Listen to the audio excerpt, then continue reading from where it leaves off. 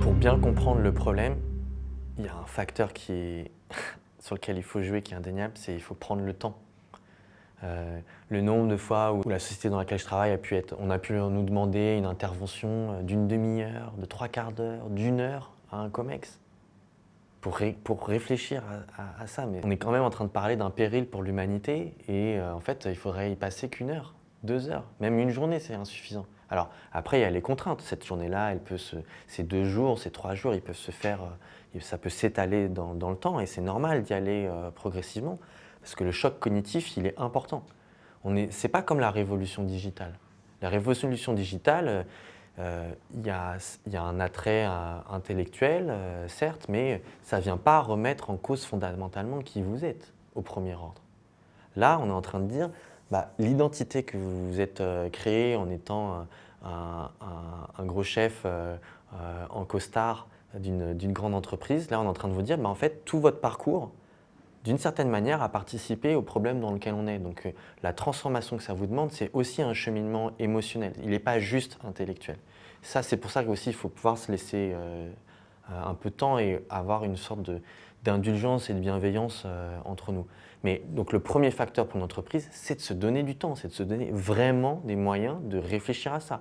Donc, les questions qui se posent derrière pour une entreprise, c'est quoi mon utilité actuelle ? Mon utilité demain dans un monde avec rareté et chaos climatique.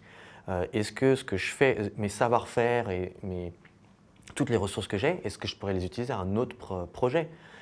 Si je suis déjà, je considère que je suis déjà suffisamment utile, comment est-ce que je fais pour me décarboner, rendre des services aux autres, participer à la régénération des écosystèmes parce que là, on n'est pas sur de la projection, la biodiversité, c'est déjà la cata.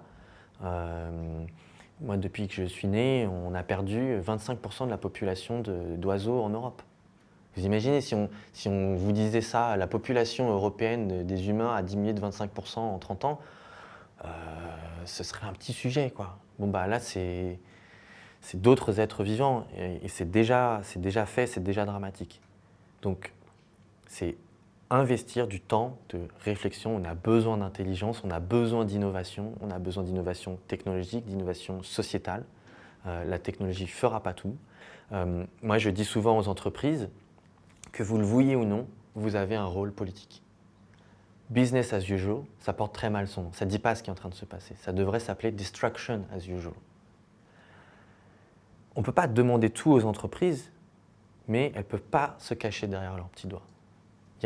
On revient aussi à des questions de responsabilité individuelle, d'éthique personnelle, de ne pas laisser le truc, la marche de l'histoire filer vers une sorte de rétrécissement de tous nos horizons parce qu'en fait, on n'aurait pas anticipé les choses et on ne se serait pas posé collectivement 2 questions qui sont très simples, qui sont d'un côté, qu'est-ce que nous souhaitons chérir et protéger et c'est là-dessus qu'on va mettre les moyens, et de l'autre côté, compte tenu de la rareté et qu'on ne pourra pas tout maintenir, qu'est-ce qu'on arrête de faire ?